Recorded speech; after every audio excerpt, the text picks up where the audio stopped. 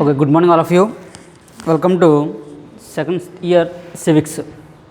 Last క్లాస్లో మనం already discuss చేస్తాం. అక్కడ ఇండియన్ కాన్స్టిట్యూషన్ చెప్పుకున్నాం, అదేవిధంగా హిస్టారికల్ బ్యాక్గ్రౌండ్ చెప్పుకున్నాం, దాంతోపాటు ఫండమెంటల్ రైట్స్ కూడా చెప్పుకున్నాం. ఫండమెంటల్ రైట్స్ లాస్ట్ క్లాస్లో మనం ఫండమెంటల్ రైట్స్ అలాగే అదేవిధంగా డైరెక్టివ్ ప్రిన్సిపల్స్ అంటే ఆదేశిక సూత్రాల గురించి చెప్పుకున్నాం. అదేవిధంగా ప్రాథమిక హక్కుల గురించి చెప్పుకున్నాం. ప్రాథమిక హక్కులకి అంటే ఆదేశ సూత్రాలకి అంటే ఫండమెంటల్ రైట్స్కి అదేవిధంగా డైరెక్టివ్ ప్రిన్సిపల్స్కి ఉన్న డిఫరెన్స్ ఏంటి అని ఒకసారి మనం చూసుకుంటే ఆల్రెడీ రెండు కూడా డిస్కస్ చేసుకుని చెప్పిన అలాగా రెండు కూడా కంపేర్ చేసుకుంటూ చదువుకుంటుంటే మనకి వినడానికి అంటే చదవడానికి అక్కడ మళ్ళీ అంటే ఈజీగా ఉంటుంది. అంటే ఏ విధంగా అంటే ఆల్రెడీ చెప్పాను మీకు ఫండమెంటల్ రైట్స్ అంటే ప్రాథమిక హక్కులు అన్నది పార్ట్ 3లో ఉన్నాయి, 12 to 34 వరకు ఉన్నాయి. అదేవిధంగా డైరెక్టివ్ ప్రిన్సిపల్స్ అంటే ఆదేశిక సూత్రాలు అన్నవి 36 నుంచి 51 వరకు ఉన్నాయి. ఆల్రెడీ మనం డిస్కస్ చేస్తాం. అంటే అక్కడున్న 14 అంటే ఏంటి, నెక్స్ట్ 15 అంటే ఏంటి, 16 అంటే ఏంటి, 17 అంటే ఏంటి, ఇది ఆ యొక్క ఆర్టికల్స్ గురించి ఆల్రెడీ మనం అక్కడ డిస్కస్ అనేది చేసాం. ఈరోజు మనం చెప్పుకున్న టాపిక్స్ ఏంటంటే ఫండమెంటల్ డ్యూటీస్ అంటే ప్రాథమిక విధులు. మీకు మళ్ళీ చెప్తున్నాను, ఈ యొక్క లెసన్ నుంచి కంపల్సరీగా ఈ యొక్క ఫండమెంటల్ డ్యూటీస్ ప్రాథమిక విధులు అనేది 5 మార్క్స్ క్వశ్చన్, కంపల్సరీ క్వశ్చన్. ఇది 5 mark question. 10 mark question already మీకు నేను చెప్పాను ఏంటది, డైరెక్టివ్ ప్రిన్సిపల్స్ అంటే ఆదేశిక సూత్రాలు. ఎందుకంటే మీకు ఆల్రెడీ సిలబస్ తగ్గించారు కాబట్టి కంపల్సరీగా ఈ క్వశ్చన్ కంపల్సరీగా మీకు అక్కడ ఫేమ్ అవ్వాలి. అర్థమైంది అందుకని నిన్న చెప్పిన క్వశ్చన్ ఏదైతే ఉందో డైరెక్టివ్ ప్రిన్సిపల్స్ ఏదైతే ఉందో అది కంపల్సరీగా 10 మార్క్ క్వశ్చన్ అనేది ఫేమ్ అవుతుంది. దాంతోపాటు ఉన్న ఇంపార్టెంట్ క్వశ్చన్ ఏంటంటే ఫండమెంటల్ డ్యూటీస్ ప్రాథమిక విధులు. ఓకే, దీని గురించి మనం డిస్కస్ చేస్తే ప్రాథమిక విధులు అంటే ఏంటి, ఇది ఏ విధంగా మన యొక్క అంటే ఇండియన్ కాన్స్టిట్యూషన్లోకి ఎస్టాబ్లిష్ అయింది అంటే భారత రాజ్యాంగంలోకి ఇది రావడం జరిగింది అని ఒకసారి చూసుకుంటే ఫండమెంటల్ డ్యూటీస్ అనేది అంటే మీకు ఆల్రెడీ చెప్పాను ఎలా అంటే ఏ దేశ రాజ్యాంగం నుంచి అంటే ఏ కంట్రీ నుంచి ఈ యొక్క ఫండమెంటల్ డ్యూటీస్ మనం ట్రేస్ అవుట్ చేసుకోవడం జరిగింది ఆల్రెడీ మీకు చెప్పాను. సోర్స్ ఆఫ్ కాన్స్టిట్యూషన్ చెప్పినప్పుడు చెప్పాను. ప్రాథమిక విధులు అంటే ఫండమెంటల్ రైట్స్ అనేది ఏ దేశ రాజ్యాంగం తీసుకున్నాం మనం అని అంటే రష్యా రాజ్యాంగం నుంచి మనం తీసుకోవడం జరిగింది. అంటే రష్యా రాజ్యాంగం నుంచి అంటే రష్యాలో ఉన్న దేశం నుంచి ఆ యొక్క కాన్స్టిట్యూషన్లో ఉన్న ఫండమెంటల్ డ్యూటీస్ అనేది మన యొక్క భారతదేశంలో మనం తీసుకున్న ట్రేస్ అవుట్ అనేది చేసుకున్నాం. ఇది ఏ విధంగా వచ్చింది అని అంటే దీని యొక్క ఇంపార్టెన్స్ గురించి మొట్టమొదటిగా చెప్పిన వ్యక్తి ఎవరనంటే శ్రీమన్నారాయణ అగర్వాల్. శ్రీమన్నారాయణ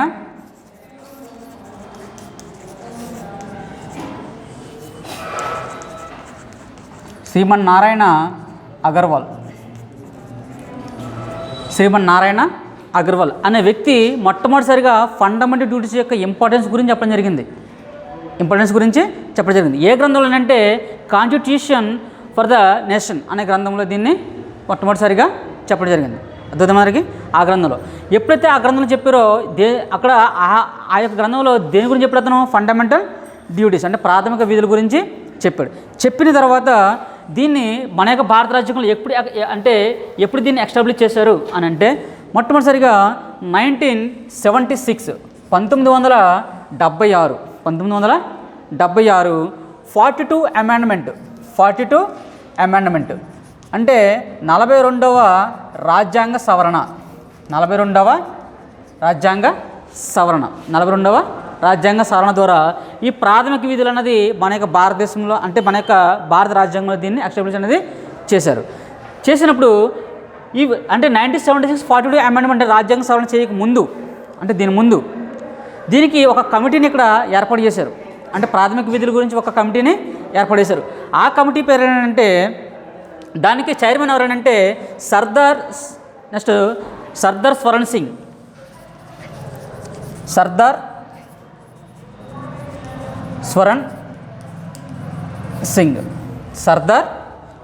సింగ్.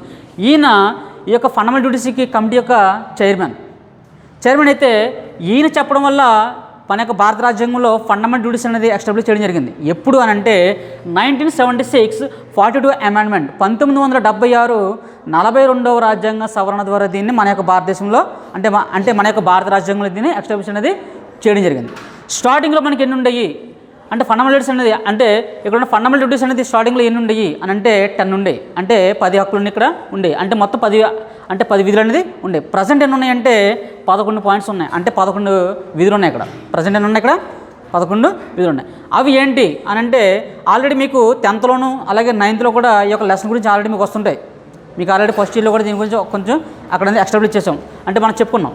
చూడండి, first point respect to national anthem and national flag. అంటే దేనికి మనకు ఇక్కడ మర్యాద ఇవ్వాలనంటే, అంటే దేనికి రెస్పెక్ట్ ఇవ్వాలనంటే national anthem and national flag. అంటే మన యొక్క జాతీయ గీతాన్ని, అదేవిధంగా మన యొక్క జాతీయ పతాకానికి మనం ఎప్పుడు కూడా గౌరవిస్తూ ఉండాలి, మనం ఎప్పుడు కూడా గౌరవించాలి. ఇది వన్ ఆఫ్ ద డ్యూటీ. అర్థమవుతుంది అందరికీ, ఇది వన్ ఆఫ్ ద డ్యూటీ. అంటే ప్రాథమిక విధులు ఫస్ట్ పాయింట్ అంటే national anthem and national flag respect. అంటే జాతీయ గీతానికి గౌరవం ఇవ్వాలి, అదేవిధంగా జాతీయ పతాకానికి కూడా గౌరవం అనేది ఇవ్వాలి. ఎప్పుడైతే నేషనల్ యాంథమ్ అనేది కంపల్సరీగా రెస్పెక్ట్ ఇవ్వాలన్నదో, ఈ రోజు మనం సినిమా హాల్లో చూస్తుంటే, అంటే సినిమా చూస్తుంటే కంపల్సరీగా ఫస్ట్ యాడ్ వస్తుంది, ఇక్కడ నేషనల్ యాంథమ్ వస్తున్నారు. కంపల్సరీగా ప్రతి ఒక్కరు ఏం చేస్తున్నారు, స్టాండింగ్ అయ్యి దానికి రెస్పెక్ట్ అనేది అక్కడ ఇస్తున్నారు. అదేవిధంగా నేషనల్ ఫ్లాగ్ కనిపిస్తే కంపల్సరీగా ఏం చేస్తున్నారు, సెల్యూట్ చేస్తున్నారు, దానికి గౌరవం అనేది ఇస్తున్నారు. దేని ప్రకారం అని అంటే ఈ యొక్క ఆర్టికల్ మన యొక్క ఫండమెంటల్ డ్యూటీస్లో దీన్ని ఎస్టాబ్లిష్ చేశారు కాబట్టి. అదేనా. నెక్స్ట్ రెండోది the Nobel ideas which inspired our national struggles freedom. అంటే మన యొక్క జాతీయ ఉద్యమంలో మన యొక్క జాతీయ నాయకులు ఏవైతే చెప్పారో, అంటే ఇప్పుడు గాంధీజీ గారు అన్నారు నాన్ వైలెన్స్ అన్నారు, అంటే అహింస. మనం ఎప్పుడు కూడా హింసలు వెళ్ళకూడదు, ఎప్పుడు కూడా అహింసలోనే వెళ్ళాలి. అదేవిధంగా ప్రతి ఒక్కరు కూడా సత్యం పలకాలి. అదేవిధంగా ఇవన్నీ కూడా చెప్పారు మనకి. ఇవి అంటే అంటే మన యొక్క జాతీయ నాయకులు ఏవైతే చెప్పారో దాన్ని మనం ఏం చేసుకోవాలి, అనలైజ్ చేసుకుంటూ ఉండాలి, దాన్ని జ్ఞాపకం చేసుకొని దాని ప్రకారం మనం ఏం చేస్తున్నది నడుచుకుంటూ ఉండాలి.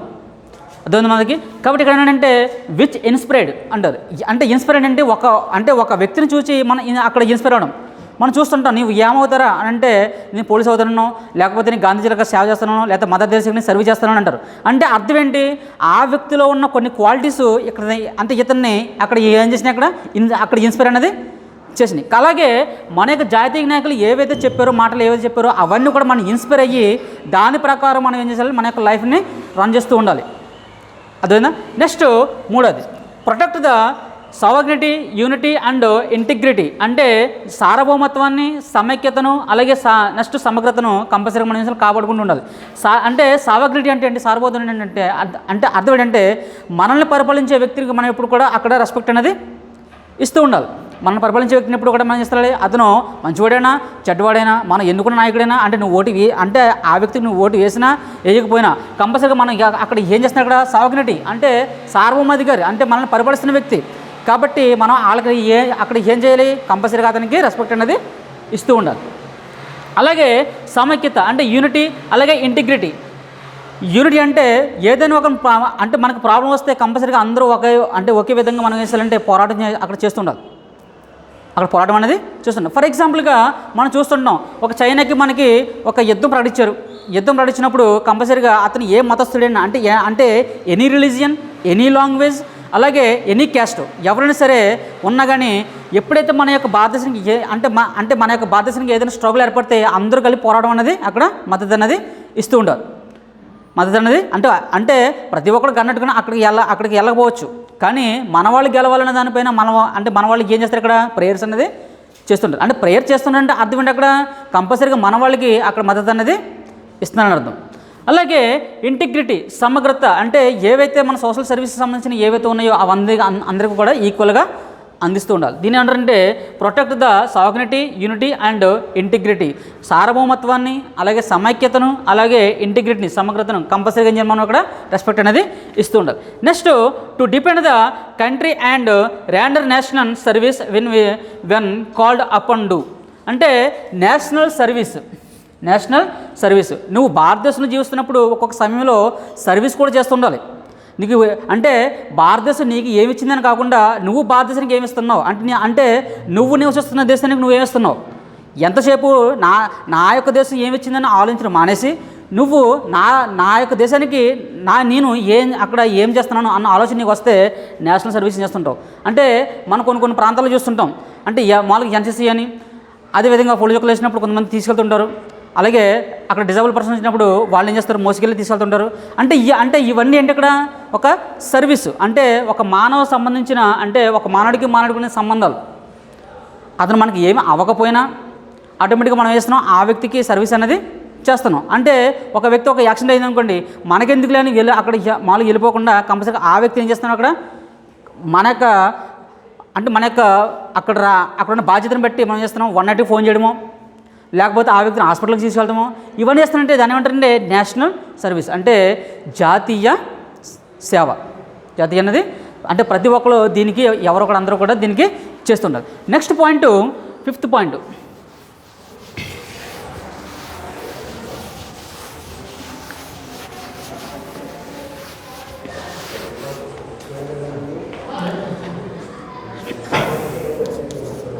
నెక్స్ట్ 5th పాయింట్ ఏంటంటే చూడండి, respect to women and brotherhood. అంటే ప్రతి ఒక్కరు కూడా అన్నదమ్ములుగా కలిసి ఉండాలి. అదేవిధంగా ఉమెన్స్కి ఎవరైతే ఆడవాళ్ళు ఎవరైతే ఉన్నారో వాళ్ళని ఎప్పుడు కూడా మనం చేస్తుంటే అక్కడ రెస్పెక్ట్ అనేది ఇస్తూ ఉండాలి. అన్నదమ్ములుగా మనం ఎప్పుడు కూడా కలిసే ఉండాలి. అంటే వాడు ఏ క్యాస్ట్కి సంబంధించిన వ్యక్తి అయినా, లేకపోతే ఏ మతస్థుడైనా, ఏ కులవాడైనా, ఎవరైనా సరే అందరూ ఏం చేయాలి, అక్కడ కలిసిమెలిసిగా ఉండాలి. దాంతోపాటు ఎవరికి రెస్పెక్ట్ ఇస్తూ ఉండాలి, అక్కడ ఉమెన్స్కి అంటే మహిళలకి అక్కడ రెస్పెక్ట్ అనేది ఇస్తూ ఉండాలి. Next 6th point, next protect the heritage. జాతీయ సంపద ఏదైతే ఉందో మనకి,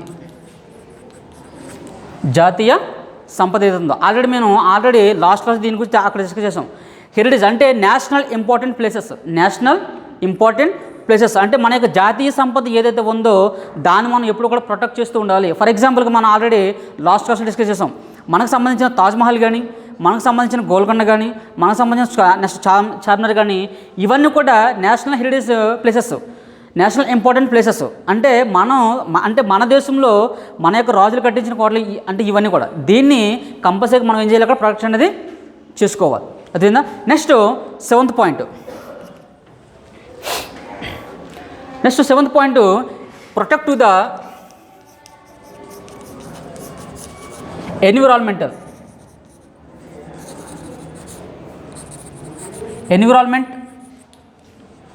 and animal and wild life. Protect the environmental and animal and wild life. నీకు సంబంధించిన పర్యావరణాన్ని కాపాడుకోవాలి, దాంతోపాటు అడవులను కాపాడుకోవాలి. నెక్స్ట్ దాంట్లో ఉన్న వైల్డ్ లైఫ్ అంటే జంతువులను కూడా నువ్వు ఎప్పుడు కూడా కాపాడుతూ ఉండాలి.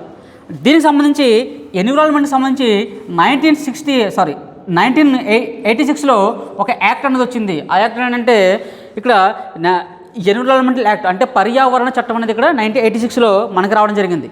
అదేవిధంగా ఫారెస్ట్కి సంబంధించి దీనికి కూడా ఒక యాక్ట్ అనేది వచ్చింది. ఎప్పుడనంటే 1952 అంటే 1952లో ఫారెస్ట్కి సంబంధించిన ఒక యాక్ట్ వచ్చింది. అదేవిధంగా 1986లో ఎన్విరాన్మెంట్కి సంబంధించిన ఒక యాక్ట్ అనేది వచ్చింది. ఎప్పుడైతే ఈ యాక్ట్ వచ్చిందో దీని ప్రకారం ఏం చేస్తుందంటే ఎన్విరాన్మెంట్ని కాపాడుకుంటున్నాం, అదేవిధంగా ఫారెస్ట్ని కూడా కాపాడుకుంటున్నాం. నెక్స్ట్ 8th పాయింట్, వచ్చేటప్పటికి చూడండి, scientific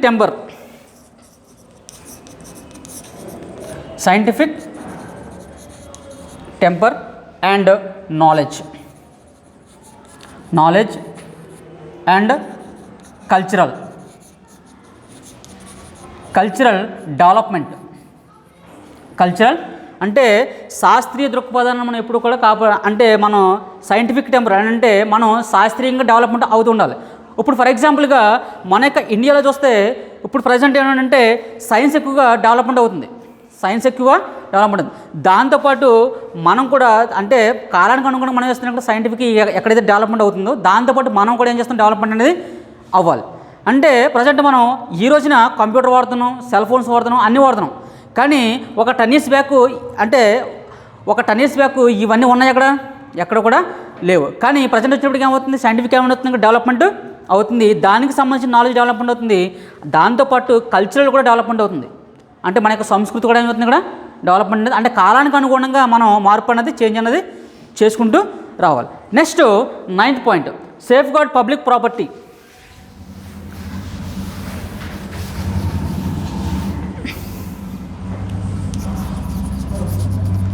safe gourd public property. Next public property అంటే ప్రభుత్వ ఆస్తులు ఏవైతే ఉన్నాయో దాన్ని మనం కాపాడుకోవాలి. అంటే ప్రభుత్వ ఆస్తులు అంటే ఏంటి? ఒక ఆర్టీసీ కానీ, ఒక రైల్వే కానీ, ఇవన్నీ కూడా ప్రభుత్వం యొక్క ఆస్తులు. మనం ఏం చేస్తారంటే మనకి ఎప్పుడు ఎక్కడైతే మన యొక్క అంటే ఏ ప్రాంతంలో అయితే రెవల్యూషన్ జరుగుతుందో, అంటే ఏ ప్రాంతంలో అయితే గొడవలు జరుగుతున్నాయో వాళ్ళు ఏం చేస్తారంటే ఎక్కడ వెళ్ళినట్టు అంటే ప్రభుత్వానికి సంబంధించిన ప్రాపర్టీ అంటే ప్రభుత్వ ఆస్తులు ఏవైతున్నాయో ఆ యొక్క బస్సులో అద్దల పాలు కొట్టడం లేదా ట్రైన్లు తగలబెట్టడం అంటే ఇవన్నీ కూడా చేస్తుంటారు. చేస్తూ ఉన్నప్పుడు ఏం చేస్తారంటే దీనివల్ల డ్యామేజ్ అనేది దానికి కాదు మనకి ఎక్కువ డ్యామేజ్ అవుతుంటుంది. ఎందుకంటే ఒక ట్రైన్ తగలబెట్టినా, ఒక బస్సు తగలబెట్టినా దానికి సంబంధించిన వాల్యూ ఎంత గమనిస్తారంటే నెక్స్ట్ మనకి టికెట్ రూపంలో కానీ లేకపోతే అదనంగా ట్యాక్స్ రూపంలో కానీ మళ్ళీ మన ద్వారా మళ్ళీ ఆడి ఏం చేస్తారు అక్కడ వసూలు అనేది చేస్తాడు. కాబట్టి మనం ఎప్పుడు కూడా డ్యామేజ్ అనేది దేనికి చేయకూడదు, పబ్లిక్ ప్రాపర్టీ అనేది ఎప్పుడు కూడా సేఫ్ గార్డ్లో పెట్టాలి. అంటే ప్రభుత్వానికి సంబంధించిన ఆస్తులు ఏవైతున్నాయో దానికి ఎప్పుడు కూడా మనం ఎప్పుడు కూడా భంగం అనేది కలిగించకూడదు, కాపాడుతూ ఉండాలి అని. అదేనా? Next 10th point. Next 10th point ఏంటంటే చూడండి, ఇండివిజువల్ కలెక్టివ్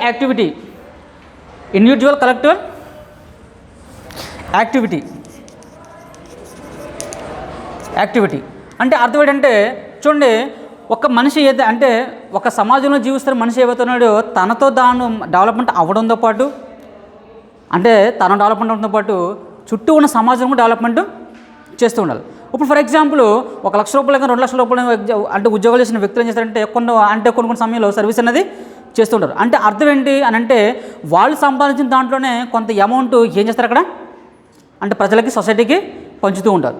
దీనికంటే యాక్టివిటీ అంటే ఎప్పుడు కూడా వాళ్ళు చేస్తారంటే సోషల్ సర్వీస్ సంబంధించిన యాక్టివిటీస్లో వాళ్ళు పాల్గొంటారు. నెక్స్ట్ 11th పాయింట్ ఏంటంటే 6 to 14 ఇయర్స్ అంటే 6 నుంచి 14 సంవత్సరాలు ఎవరైతే ఉన్నారో వాళ్ళకి అందరికీ కూడా కంపల్సరీ ఎడ్యుకేషన్, ఉచిత నిర్బంధ విద్య హక్కు, ఉచిత నిర్బంధ విద్య అనేది కంపల్సరీగా ప్రతి ఒక్కరికి అందించాలి. ఏ ఆర్టికల్ ప్రకారం అంటే ఏ పాయింట్ ప్రకారం 11th పాయింట్ ప్రకారం ఇక్కడ 6 to 14 అంటే 6 నుంచి 14 సంవత్సరాలు పిల్లలకి ఎవరైతే ఉన్నారో వాళ్ళకి అందరికీ కంపల్సరీ ఎడ్యుకేషన్, ఉచిత విద్య అనేది కంపల్సరీగా వాళ్ళకి అందించాలి. ఇవి మొత్తం ఫండమెంటల్స్ 11 పాయింట్స్. మరోసారి చూడండి, ఫండమెంటల్స్ అనేది ఏ దేశ రాజ్యాంగం తీసుకున్నాం మనం అంటే ఏ కాన్స్టిట్యూషన్ మనం ట్రేస్ అవుట్ చేసుకున్నాం అంటే రష్యా నుంచి తీసుకున్నాం. దీని గురించి మొట్టమొదటిగా చెప్పిన వ్యక్తి ఎవరు అని అంటే శ్రీమన్నారాయణ అగర్వాల్. తర్వాత ఈ యొక్క ఫండమెంటల్స్కి ఒక కమిటీని ఏర్పాటు చేశారు. దానికి చైర్మన్ ఎవరు? సర్దార్ స్వరణ్ సింగ్ అనే వ్యక్తి దీనికి చైర్మన్. తర్వాత ఫండమెంటల్స్ అనేది మన యొక్క భారత రాజ్యాంగంలో ఎప్పుడు ఎస్టాబ్లిష్ అయినాయి అని అంటే 1976 అంటే 1976 42వ రాజ్యాంగ సవరణ ద్వారా ఫండమెంటల్ రైట్స్ అనేది మన యొక్క భారత రాజ్యాంగంలో రావడం జరిగింది. నెక్స్ట్ ఏ పార్ట్లోనంటే పార్ట్ 4A అంటే 4వ భాగం ఏలో, అలాగే ఆర్టికల్ 51A నిబంధనలో ఆల్రెడీ మనం చెప్పుకున్నాం. ఫండమెంటల్ రైట్స్ చూడండి ఎక్కడుందంటే 3వ భాగం అంటే 3rd భాగం. నెక్స్ట్ డైరెక్టివ్ ప్రిన్సిపల్స్ నేను చెప్పుకున్నాను లాస్ట్ క్లాస్లో. పార్ట్ ఎంత అంటే 4. ఇది పార్ట్ 3లో 12 to 35 వరకు చెప్పుకున్నాం ఆర్టికల్స్. దీంట్లో వచ్చినప్పటికీ 36 to 51 చెప్పుకున్నాం డైరెక్టివ్ ప్రిన్సిపల్స్లో. నెక్స్ట్ ఉన్నదేంటి ఫండమెంటల్ డ్యూటీస్ ఉన్నాయి. ఇది ఏ భాగంలో ఉంది అని అంటే ఆల్రెడీ ఏముంది అక్కడ 4 ఉంది కదా, దీనికి 4Aలో పెట్టారు. దీన్ని 4Aలో పెట్టారు. ఇక్కడ ఆల్రెడీ 51 ఉంది కదా, దీన్ని ఏం చేశారంటే 51A ఆర్టికల్లో దీన్ని పెట్టడం జరిగింది. మనకి ఎక్కడి నుంచి వచ్చేదంతా కూడా దీని ప్రకారం వస్తుంటుంది ఆర్డర్. ఇదొక ఆర్డర్. 3 అంటే ఏంటి, 4 అంటే ఏంటి, నెక్స్ట్ 4A అంటే ఏంటి, 5 అంటే ఏంటి, 6 అంటే ఏంటి, ఇవన్నీ కూడా ఒక ఆర్డర్.